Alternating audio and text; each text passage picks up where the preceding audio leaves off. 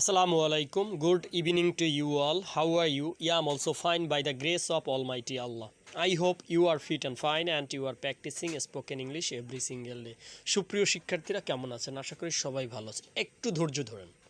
এমন কিছু হবে না 10টা মিনিট আপনি যদি কষ্ট করে এই ভিডিওটি দেখেন, আপনি কিছু না কিছু জানতে পারবেন, কিছু না কিছু নতুন শিখতে পারবেন।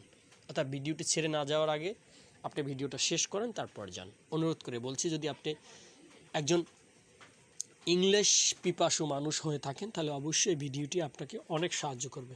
তাহলে চলুন শুরু করছি। সাবজেক্ট প্লাস হ্যাভ বিন অথবা হ্যাজ বিন এবং ভার্ব অন অর্থাৎ ভার্বের বেস ফর্ম, ঠিক আছে, প্রেজেন্ট ফর্মটা বসবে। তাহলে আমরা যদি সেন্টেন্স এভাবে মেক করি, সাবজেক্ট হচ্ছে I have bin polite, POLITE polite, আমি ভদ্র হয়ে গেছি।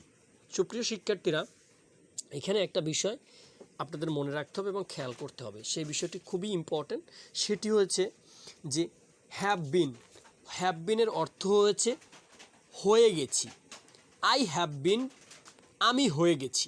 আই হ্যাভ বিন পোলাইট, আমি ভদ্র হয়ে গেছি। আই হ্যাভ বিন স্মার্ট, আমি স্মার্ট হয়ে গেছি। আশা করি বুঝতেছেন। তাহলে চলুন নতুন সেন্টেন্সগুলো আমরা আরও মেক করে দেখব। হ্যাজ বিনের ব্যবহারটাও করব। আই হ্যাভ বিন ফ্যাট, আমি মোটা হয়ে গেছি।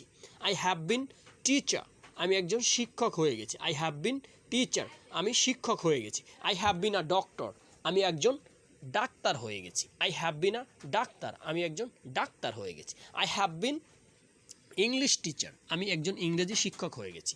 আই হ্যাভ বিন ম্যাড, আমি পাগল হয়ে গেছি। আই হ্যাভ বিন ম্যাড, আমি পাগল হয়ে গেছি। I have been love you, আমি তোমায় ভালোবেসে ফেলেছি। I have been love you, ঠিক আছে। I have been fool, I have been ফুলের কয়েকটি অর্থ আছে, তার ভিতরে একটি অর্থ হচ্ছে যে আপনার বোকা, এরকম আর কি। যাই হোক, তারপরে আমরা শুরু করছি হ্যাজ বিন।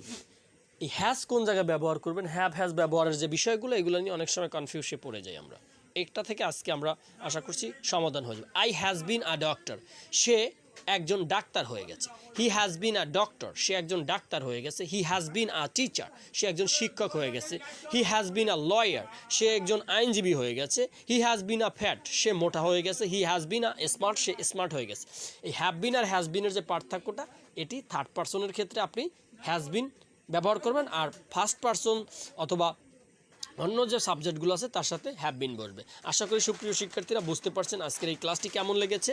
যদি ভালো লাগে আপনি কমেন্ট করে আমাদের জানাতে পারেন, লাইক কমেন্ট শেয়ারের মাধ্যমে অন্যকে সহযোগিতা করতে পারেন। সবাই ভালো থাকবেন, সুস্থ থাকবেন, এই প্রত্যাশা আজকে এখানেই শেষ করছি। আসসালামু আলাইকুম।